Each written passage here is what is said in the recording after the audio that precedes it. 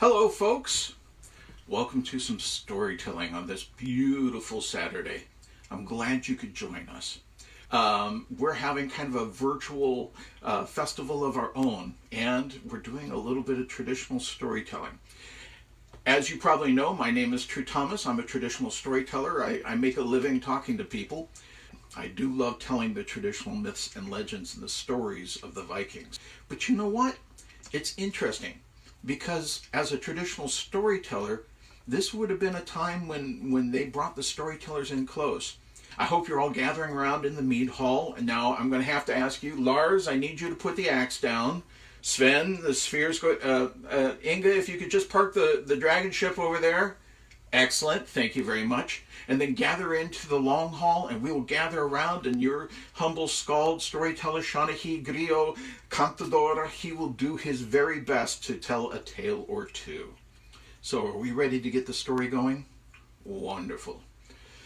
Storytelling, storytelling time, storytelling time. Come and listen to my stories, come and listen to my rhymes. I will tell of the ancient days of our forefathers' time. Storytelling, storytelling time, storytelling time. Hello, hello, my name is True Thomas. Come and have a sit, and I will tell a tale, and we shall together shall regale. Let's have a story. You know, Loki and Thor, they were out, wandering the land, because, it's nice to be up there in Asgard and everything, but, you like to get around, visit Midgard a little bit and see places, go around, wander through the 9 realms, Well, they got into an area, maybe kind of close to Jotunheim, maybe not.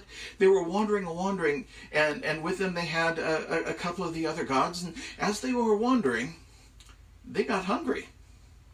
They could hear their stomachs grumbling, and they hadn't run into any villages, nothing. It had been quite bleak for some time.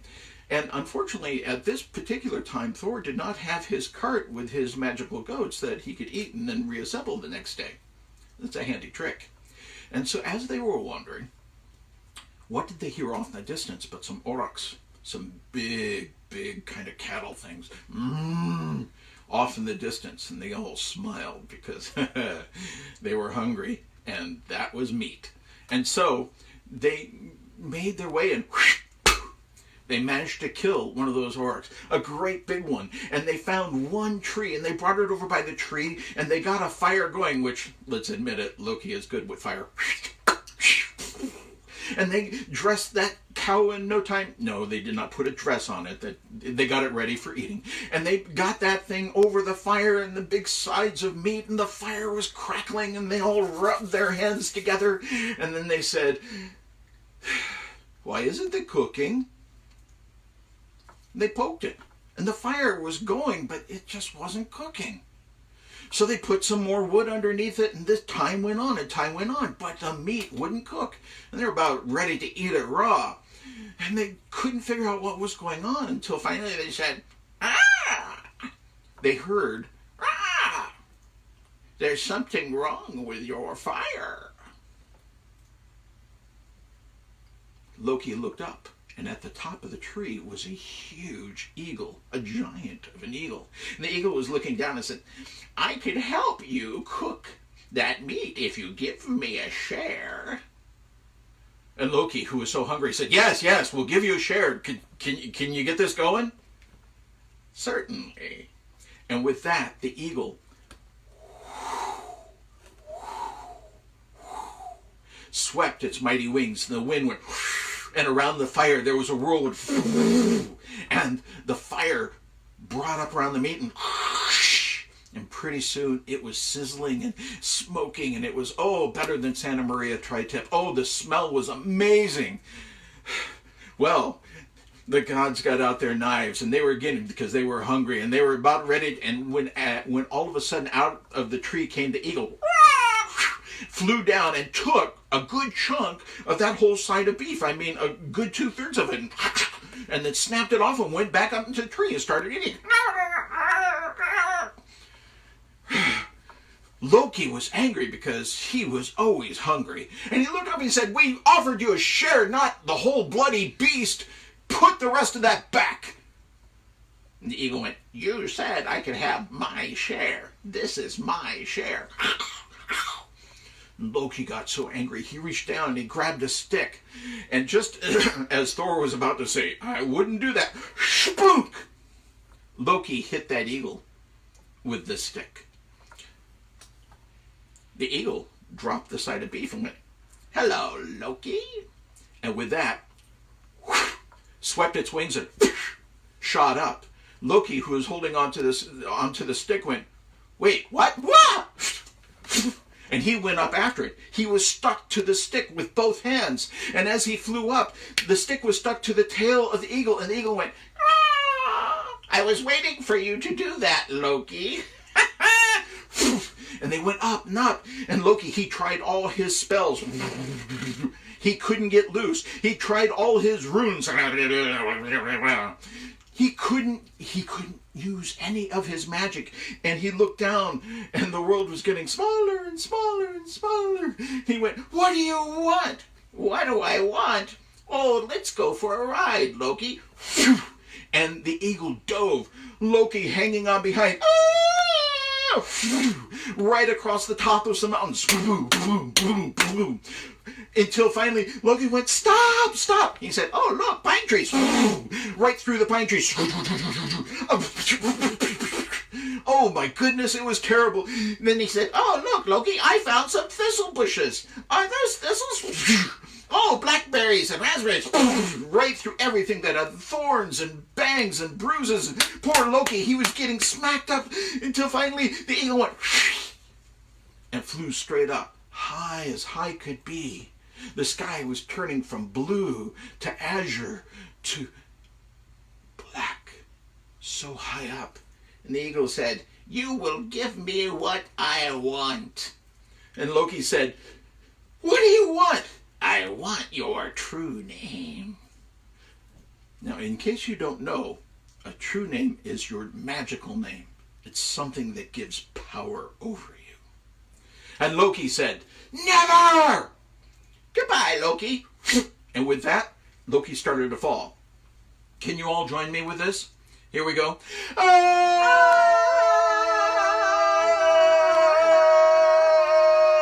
Air break.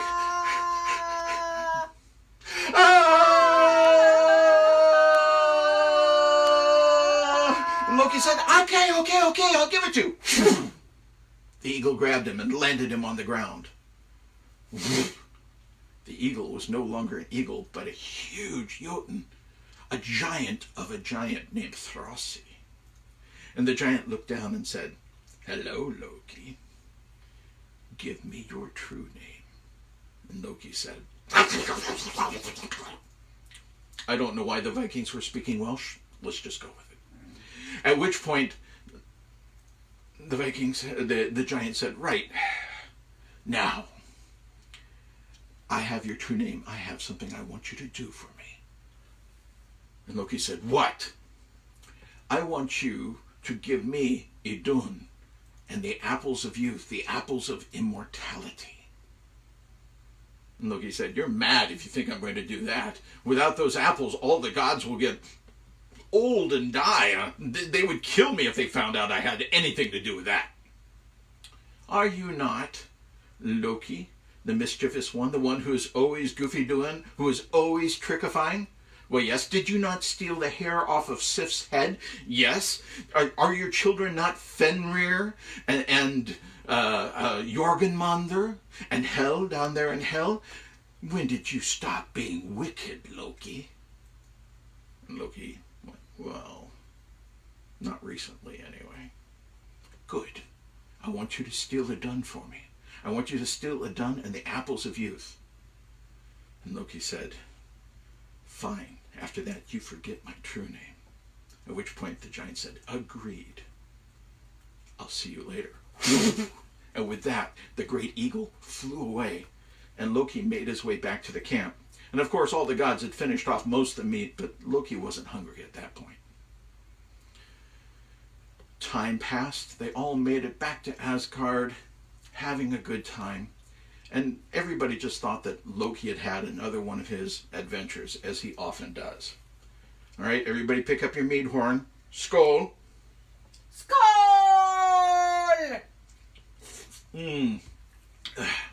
So, Loki was back in Asgard, and he just happened to be wandering by the great hall where Bragi, the god of poetry and music, and, of course, Idunn, the goddess of the apples, lived.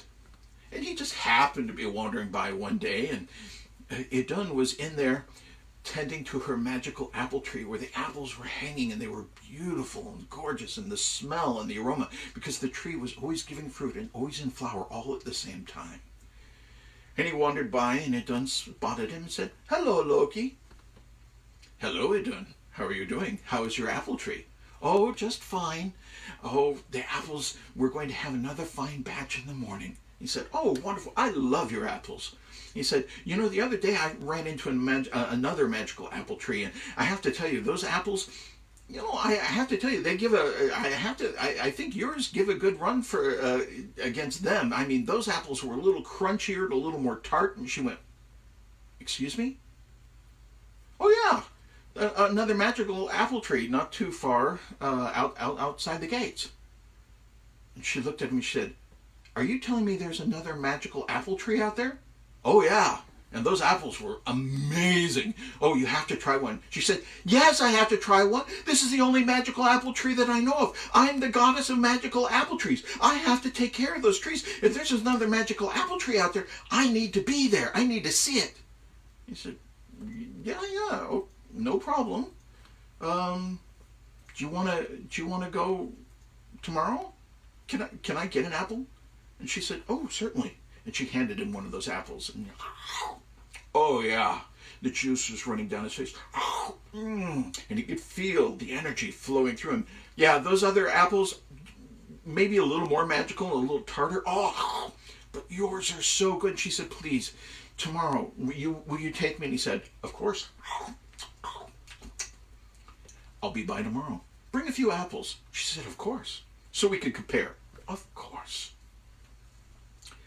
The next morning, Loki showed up, and there was Idunn all ready for a little trip. She had a basket full of apples, and they headed out of Asgard. And as they left, Loki looked around to make certain nobody was paying attention.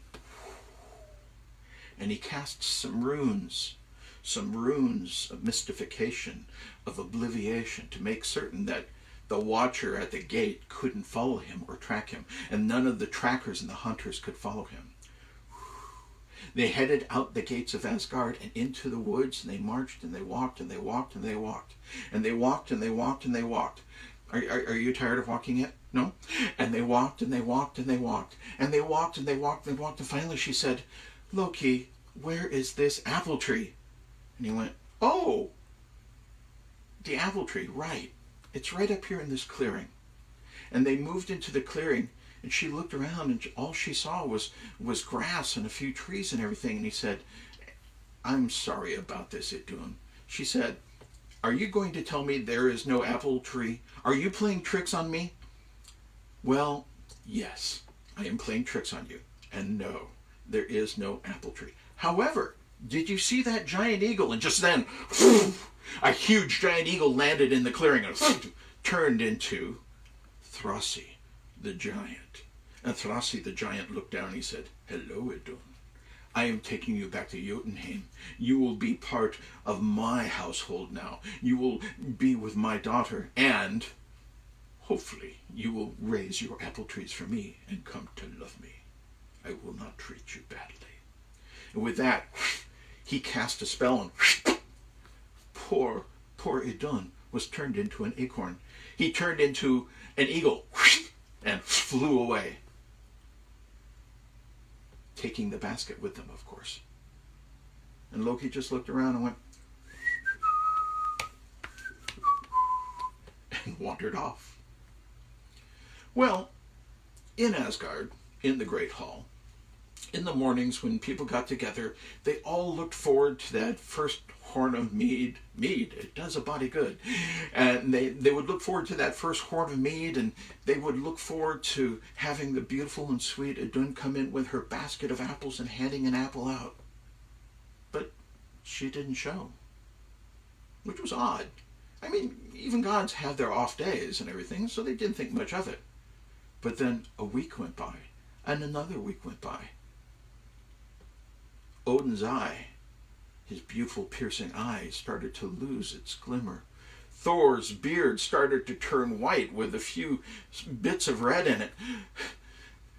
Beautiful Freya, she got a wrinkle, which is hard for a goddess of beauty and love and war, which all the gods were getting older and older, and as they started getting older, they started to get more decrepit. And I have to tell you, Asgardian gods using a walker is never a good thing. And the gods got together, and they got closer, and finally they said, all right, find Loki, because he's usually, if you look at the Venn diagram, it's usually Loki. Anyway, and it just so happened Thor was pretty good at catching Loki, and so at one point Loki was going by, Thor grabbed him. Hello, Loki. Ah, Thor, how are you doing? I love the white in the beard. It's very nice, very becoming. Loki, what have you done with Idunn? What have I done with Idunn? That'd make a good song. Done with Idunn. What have you done with Idunn? I haven't done anything. Loki, do you see this hammer? Yes.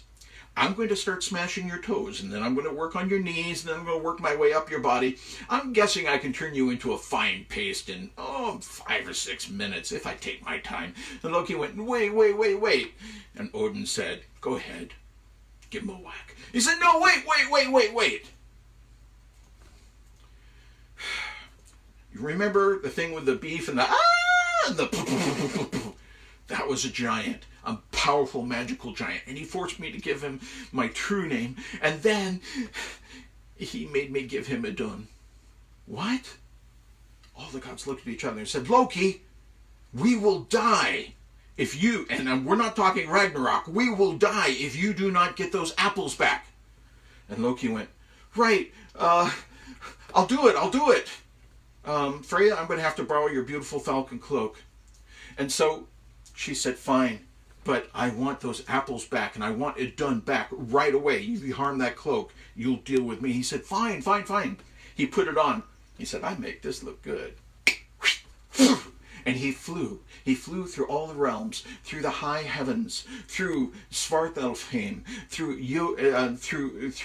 Niflheim. He flew through all the realms till finally he came to Jotunheim. And as he flew through Jotunheim, he saw a beautiful castle made of ice, with sculptures in the front, and he saw one tiny light in one window, and he said, aha.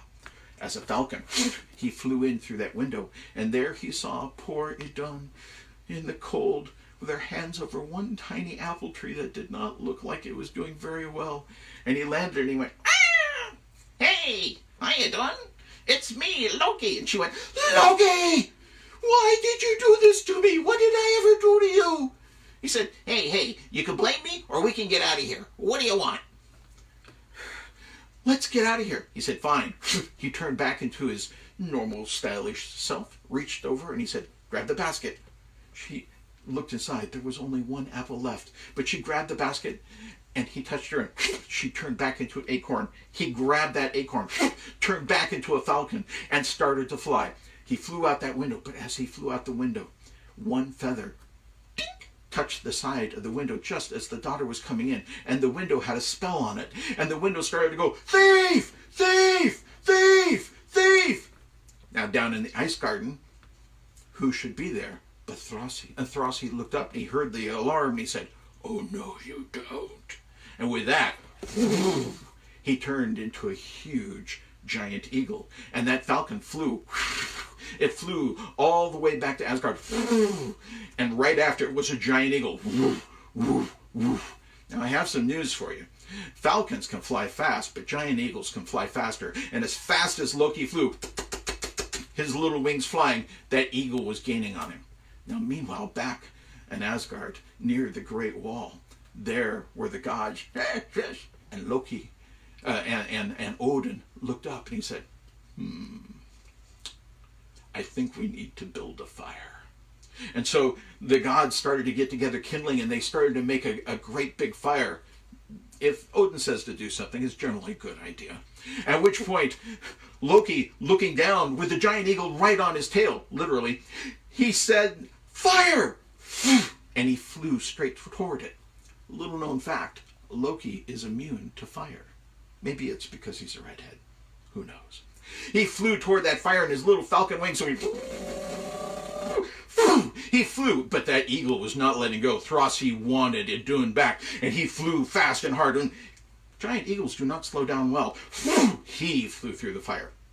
Little known fact, giants from Jotunheim, especially ice giants and storm giants, are not fireproof. And when he hit that fire, his spell of shape-shifting broke. He got burned. And there, laying on the ground, was a huge giant in Asgard. And all the old gods were looking, and they started to get their swords and spears and everything together to deal with the giant. But Loki landed and created Idunn. Idunn showed back up, and she turned and she looked around. She saw the giant, and she reached into her basket and she took that apple and she threw it to Thor. And Thor grabbed that beautiful, delicious apple and went, and his beard filled with electricity. It bristled up big and bushy. His muscles came back to life. His eyes, his skin lost its wrinkles. He became the mighty and powerful thunderer. And he turned and he called for Mjolnir, or as we call it, Mew Mew. He called for that hammer and he went, "Aw, you brought me a giant." "Thank you, guys." "No, really, you shouldn't have." Thor. Just then he went, my favorite game, Whack-A-Giant. Can you guys all make the sound of an exploding giant with me? Boom! And that was the end of the giant named Throssey. All the gods were very happy to see the beautiful Idunn. And the next morning they hobbled in to the great hall. And in came Idunn with her basket of beautiful apples. And she handed them out one by one to all the gods, just as I hand this apple to you. Go ahead, take it. All right, this apple is full of youth and health. Everybody eat your apples. Oh, my goodness. Congratulations, you all have the youth of the gods. And that was a traditional story called The Apples of Idunn, and it was originally from a great epic called the Prose Edda. And you have just experienced a traditional story just as your ancestors did many, many hundreds and hundreds of years ago in your mead hall, holding your horns and listening to the storyteller. So thank you very much for the story. I hope you enjoyed it. I'd like to give a couple of shout outs if I could. First of all, if you are interested in Norse mythology, two books I would heartily recommend. The Master Storyteller, Neil Gaiman. If you have not heard his Norse myths, especially his audio, he is an amazing storyteller, fantastic. So if you get a chance, check out Norse mythology by Neil Gaiman. Another person I'd like to recommend, this is the book that got me started as a storyteller, that and the Greek myths. D.L. Lair's Book of Norse Myths. This is a fantastic book, one of the best, fantastic for children. Check it out. If you're all, some other resources for you to check out, I'll try to post some links later. Dr. Jackson Crawford, his Old Norse channel on YouTube, fantastic. Check it out. Another great resource is the Viking Answer Lady, Christine Ward Ganora. Check out vikinganswerlady.com. Fantastic resource. All right. So this is True Thomas the Storyteller signing off. And thank you very much for listening to Traditional Stories and for supporting your traditional storytellers. Thank you.